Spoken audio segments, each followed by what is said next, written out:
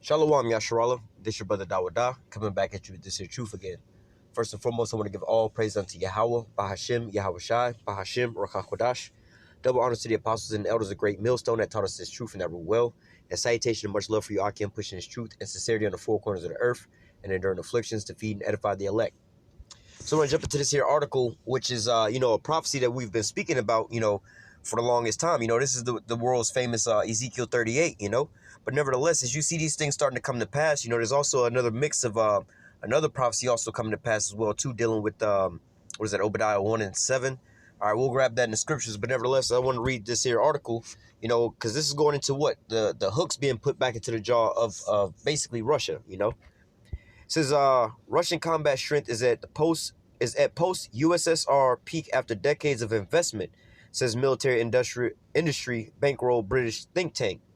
It says a Western weapons industry funded think tank claims Russia's military capability is at the strongest since the Cold War period, and its forces are better equipped and more professional after 10 years of investment and reform. All right, and going into putting the hooks into the jaws. All right, I used to bring this out in previous lessons and so on and so forth. But nevertheless, around the time that Vladimir Putin got into office, really when Vladimir Putin got into office, you had to think back at the end of the Cold War. America was at war with Russia, basically. Well, you can go back to World War II. World War II, you had the USSR. You had a couple superpowers. America was emerging as a superpower at that point in time. All right, but Russia was one of those big major superpowers. But nevertheless, you had, what was it, Germany, Russia, and basically like Britain at that point in time. But America was coming into play. And then Germany was falling out of power. Then it was left, Russia and America basically split the Germans' stockpile of weapons. And this is where we get all the weapons that we have today, from drone airplanes. Those missile defense systems like the S-300. Before it was the S-300. They had all these things over in Germany, the ballistic missiles, like rockets and things like that, because before they had free fall bombs and everything like that. Russia and America pretty much took their scientists. You have what they call Project Paperclip, all right, where they wound up taking all these German scientists and brought them over to, America, Russia and America. They split everything, all right. But nevertheless, then America started working on Russia, all right. So you had during the Cold War, they had a lot of propaganda and things going on. Well, behind the scenes, you had America basically degrading Russia's economy, the infrastructure, and political standpoints and everything like that. So basically, Russia turned into a third world country. All right, it was basically just like a huge ass third world country. Everything was screwed up over there, from the economics, the infrastructure, even the military. All right, and you had all these so-called like the so-called Russian mobs, or these what they call oligarchs or whatnot. They was basically taking over there. All right, you have Vladimir Putin coming to office. He started going in and they started strengthening their currency. All right, their infrastructure over there. All right, lately their military. All right, then they started start trading internationally with these other nations, whether it be natural gases and things like that, like the Nord Stream 1 and 2 pipeline that they got going on over there. All right, so all this income that they started generating from the international trades and things like that started building up their economics, more or less to say, their money, which they could reinvest into their weapons. All right, and as you've seen over the last, basically during Obama's reign and into Trump's reign, their weaponry pretty much started expanding. All right, because beforehand they didn't have anything basically modernized over there. All right, you have basically like just nuclear missiles and things like that. Then they came out with the Sarmat 1 and the Sarmat 2 missile, which are dubbed the Satan 1 and the Satan 2 missile, which, hey, man, these things, like the Satan 2, it can change its trajectory rate while in air, all right? Because the way they would normally shoot them down is they'll see the arc pattern, and you do a little bit of math, and you can see where it's going to wind up landing, and you shoot your missile off into the path of it to where it'll wind up hitting, all right? But if it can start changing paths mid-air, it's hard for it to hit, and these advances started coming. I think that came under Obama's reign, but then under Trump's reign, all right, or Trump's time in office now, Russia started coming out with the Avangard missile. They got the hypersonic missiles, the nuclear-powered cruise missiles with indefinite fuel range, so they could launch them off today, and they'll be flying around the Earth for the next 50, 60 years, longer than that, because they're not going to run out of gas. All right, but nevertheless, you see these weapons starting to come out. The S-300, they've had that, perfecting that. The S-400, which is new. The S-500, they're all the way up to S-900 that they're developing. None of them were put into operation. They're just now putting those S-400s into operation. But nevertheless, this is the buildup that's starting to happen, all right? So let me read this again. A Western weapons industry-funded think tank claims Russia's military capability is at its strongest since the Cold War period, and forces are better equipped and more professional after 10 years of investment and reform.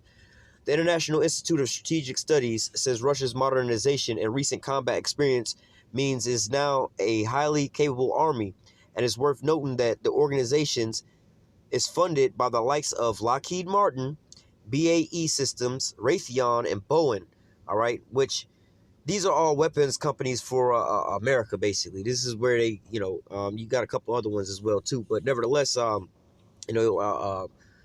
General Electric, that's right, Lockheed Martin, BAE, Raytheon, Boeing, General Electric. All right, these companies here, they develop like nuclear missiles and shit like that, and these bombs and these fighter jets and everything like that. All right, America's weaponry system. When you look around the earth, you only have basically two nations that's providing weapons to these other nations. You basically got Russia and you have America, all right? China, they deal with technologies and things like that and also economics. But nevertheless, it's just basically Russia and America, all right? Today, Russia's fields capable conventional armed forces, which Moscow has been willing to use operationally, as well as one of the world's two largest strategic arsenals. Like I said, America and Russia is the only ones. If anybody else has nuclear weapons, it's because they pretty much bought them from either America or Russia, all right? Nobody else really has the technology to create that, all right? It says, noting that the country's military capability has been recently tested in multiple theaters of war, including Syria. I skipped something. Let me go back up to this. It says, it's worth noting that the organization is funded by the likes of Lockheed Martin, BAE Systems, Raytheon, Boeing, all of whom have a vested business interest in promoting the idea of threats to the Western military hegemony. This is another prophecy coming to pass, all right? Because, see, these are these American companies that but these are these American companies that you would think they only making weapons for America. Their only real threat would be Russia, all right? That's their only real threat they have over there. China, that's just like a stalemate. You don't want to take out the people that's supplying you, you like the big drug dealer don't want to go to war with they plug. You know what I'm saying? You got Frank Lucas going to war with the Asian dude. That don't make no sense. Because you just cutting off your own legs. All right, but in reality, the only military that is now standing in his way, all right, is Russia. All right, but you see that these American companies are now providing weapons to Russia or technology and information to Russia. All right, the experts explain that Russian ground forces are smaller and more capable than they were in the 1990s and are kept in a high state of readiness. In particular, they highlighted the country's airborne forces and reorganized special forces as being particularly important. They also noted Russia's progress in strengthening its artillery and missile capabilities, which is sure to please their sponsors, like I was just going into. According to the report, Russia's military modernization attempts began in 2008 after the conflict in Georgia showed it lacked the capability or capacity to rapidly deploy enough combat-ready units, all right? When, basically this is going back into what? The hooks being put into the jaws because, hey, the USSR broke into pieces. Now you have these other countries over there that are there now. But nevertheless, in the Georgia situation where Russia invaded Georgia, they were basically taking back their own land again. Same thing when they was talking about Russia was invading the Ukraine and everything. This is all part of Russia anyway. This is all the USSR anyway, right? It says on Wednesday, the Russian Defense Minister Sergei Shoigu heaped praise on the country's armed forces, declaring Russia is responsible for the defeat of ISIS, basically, in Syria. Thanks to the Russian operation, more than 133,000 militants have been killed, he claimed. Hey, and that's true because, and really that was a proxy war between America and Russia, all right? And also that was America using their mob-like tactics to go and invade these other countries because ISIS is headquartered in Colorado, all right? This was created by America. This is part of the CIA. This is what the hell they do. This is what the whole Hillary Clinton and the Benghazi situation was when they was running guns through, I believe, Tripoli into Libya, trying to overthrow Muammar Gaddafi and moving on over into Syria. This is the whole thing with the Benghazi Gate. That was them arming basically who will become ISIS over there, all right? And their so-called leader, al-Baghdadi, this is an American, all right? But nevertheless, watch the movie. It's one of these Iron Man movies. Go on YouTube and type in The Mandarin. Iron Man, The Mandarin. and they break down to you how they have these paid actors and why, I made the statement I made. This is all America, basically. But when America was basically not allowing the Russians to go in there and take out, the remaining militants because that was their own people. But, Syria wound up stopping America from going over there, blowing up their country by what? Installing that S-300 over there, all right? So that pretty much knocked out America's air superiority, all right? And then they was like, well, shit, we're not going to go in there no more and start blowing up stuff. We'll just leave it alone. And Russia was over there lobbing missiles from out in the ocean, and they wound up taking out the rest of these militants, and you don't hear about ISIS no more. But let's get back to, hold up. Let's go into the scriptures real quick, all right? 2 different points that was being made. Let me get to this first one first. In the book of Obadiah 1 and 7, it says, all the men of thy confederacy brought thee even to the border. All right, the men that was together with you, your conglomeration, not necessarily of nations, but these how do you say these companies that help prop up America. All right, America is dominating the earth off multiple different things. That petrodollar, all right, and their military, all right, is one of the major things that they have, because they have, they're the only people that drop nuclear bombs on anybody. But nevertheless, it says, all the men of thy confederacy have brought thee even to the border. The men that were at peace with thee have deceived thee. Now, America, these American companies, all right, are creating and developing weapons for America, right? But now they're developing weapons to basically America's only opposition, all right? So you see how this is working out. It says, the men that were at peace with thee have deceived thee and prevailed against thee. They that eat thy bread have laid a wound under thee. There is no understanding in him. This also applies to these other nations, dealing with, what is that? Revelation chapter 17, and I want to say verse 17, where it's talking about, these 10 shall hate the whore and burn her with fire. Those talking about America's allies, dealing with NATO and the EU, all right, which is going to bomb America in the end all be all. But nevertheless, because they're eating America's bread as well, too. You eat food, this is a metaphor. You eat food to strengthen and nourish the body. You have to feed a baby, milk or whatever, whatnot, so they can start growing, and then, so on and so forth, So if America is more or less like a representation of a person, all right, they that eat thy bread, or these other nations, all right, are eating this here bread, they're being nourished by what? By America, because why America sending them over money and things like that, so on and so forth, all right?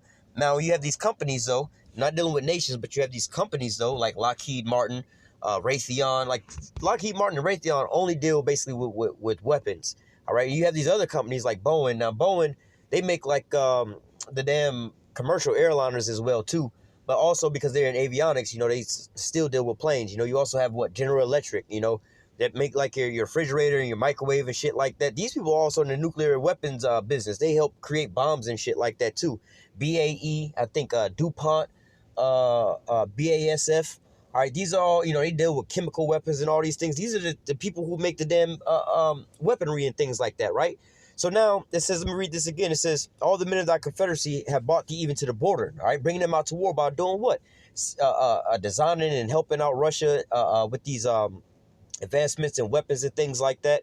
And don't take this as, oh, look what these companies is doing. They trying to help the Russians, help blow us up. Nah, man, this is all according to the scriptures. This is just how the Lord is having it play out, It says, all the men of thy confederacy have brought thee even to the border. The men that were at peace with thee, all right, like Raytheon and Lockheed Martin, all right, have prevailed against thee, and they that eat thy bread, all right, because again, these companies, Lockheed Martin, Raytheon, who was their number one only customer, all right, was America, all right. Then America will go around and sell these weapons to these other nations, but nevertheless, they only got one customer. They could eat, their whole day off of just America alone, It says, and the men that were at peace with thee have deceived thee and prevailed against thee, and they that eat thy bread have laid a wound under thee, and there is no understanding in him. So if America has the so-called superior weapons and things like that, prior to Russia upgrading, but they had the superior weapons and things like that, and nobody could top their weaponry and things, all right? And then they start selling those same weapons and technologies to the other people on a block. Now America ain't the big dog on the block. You see what I'm saying? So this is where the men that was at Confederacy with America are now selling these weapons and technologies and information to these other nations, all right? Mainly Russia, all right? Which really Russia is now, we're going to grab that in the scripture because that's where we were going. It's not going to be very long of a lesson, but nevertheless, I wanted to pinpoint these here prophecies because, again, we're very familiar with these here prophecies, but as they're coming to pass, you're seeing it actually happen in the news. This isn't going to be like one day it's just here and then so on and so forth, We're We've been talking about this. Really, I know me personally been talking about this since I came into the truth, you know. But nevertheless, this is Ezekiel 38. I'm starting verse 2. Son of man, set thy face against Gog, the land of Magog, the chief prince of Meshach and Tubal, and prophesy against him, and say, thus saith Yahweh power, behold, I am against thee, O Gog, the chief prince of Meshach and Tubal, and I will turn thee back and put hooks into thy jaws and bring thee forth.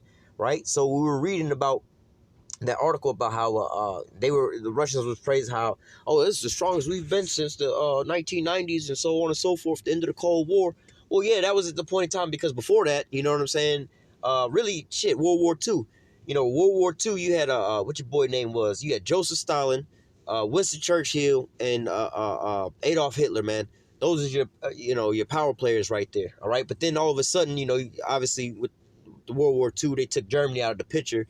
Like I said, they wound up splitting the stockpile, but, you know, the UK and them pretty much got moved out and America got moved in, all right? But nevertheless, again, in the Cold War, America was putting that work in on Russia, all right? They didn't have a hot war or anything like that. You know, you did have, like, proxy wars, but they didn't really have a hot war going on over there. They wasn't, like, bombing them or nothing like that, but they was, with their propaganda and things like that, destroying their infrastructure and so on and so forth, you know? It's just like me and you in competition trying to build the fastest race car or whatever, whatnot, you know? But instead of me, going over there and trying to mess up your car or whatever, whatnot, what I do is I go to your job and get you fired so you can't fund your project no more. All right, so now I can keep funding my project. I'm like, yo, man, my car ready to race. What's up? Oh, your car can't even start up, you know? That's basically what America did to Russia, all right? I.e., look at Cuba. They still in that state to this the same very day, all right? So it says, I will turn thee back and put hooks into thy jaws. Also, at that point in time, you can look at a map of the USSR, all right? And then you look at a map of, like pretty much Russia today, or, you know, what they would call Russia before today, because Russia's starting to get bigger again. But nevertheless, you see the USSR versus a map of Russia. Russia is a lot smaller than the USSR. But we're living in the times now, all right, where Russia is starting to regain that those countries back up under its wing again, all right? So it says, I will turn thee back and put hooks into thy jaws, and I will bring thee forth, all right? So they're coming back as that major superpower again. Their military weaponry arsenal is getting bigger and bigger and more dominant. All right, their economy is coming back. All right, now they're out there in the international trade game, selling off this energy and everything like that, man. All right, so they're becoming a power player again right now, man. All right, they, if not, they're right there on the doorsteps of becoming a superpower. All right, whereas America's like the only sole superpower on the planet Earth. You know, they can sit there and fight multiple wars on multiple fronts for multiple years on end. All right, you got places like China where they just got their first aircraft carrier. You know, if you don't got air superiority, you're not going to really win no damn war. All right. And if you ain't, America got their naval fleet where their aircraft carriers, they can pretty much launch planes. They don't got to fly from over here to over there. They got, war aircraft carriers sitting right off the coast of like certain places like Russia and so on and so forth. I'm like, we could take off from here and fight a war over there. The Middle East, when they was fighting, heavily over in Iraq and Afghanistan and things like that, all right? Mostly all those planes was being launched from what? I think Germany and things like that, all right? So it says, I will turn thee back and put hooks into thy jaws, and I will bring thee forth, and all thy army, horses and horsemen, all of them clothed with all sorts of armor, all right? So as they're being, let me keep reading. Even a great company with bucklers and shields, all of them handling swords. So going into these advancements, all right, mainly you see Russia is selling off these missile defense systems, all right, or these shields and these helmets and things like that, man, these defensive measures, all right? But nevertheless, they're also preparing their offensive arsenal, but mainly they're just selling their defensive weapons, all right? Verse 5 says, Persia, which is Iran, Ethiopia, Libya with them, all of them with shields and helmet, all right? Again, these missile defense systems. Gomer and all his bands in the house of Tomargah of the north quarters, and all his bands and many people with thee, all right? So Russia not only is getting bigger, going back to that USSR state, they're also coming in confederation with these other nations over there, all right? You got like pacts with Russia got pacts with like Syria, Iran, so on and so forth, like how America has a deal with NATO. Basically, if any of the NATO countries get attacked, all the NATO members come out to their defense, or like Israel, It says, verse 7, be thou prepared and prepare thyself, thou and all thy company that are assembled unto thee, and be thou a guard unto them. All right, and so this is, like I said, what is going on right now, man. Russia is,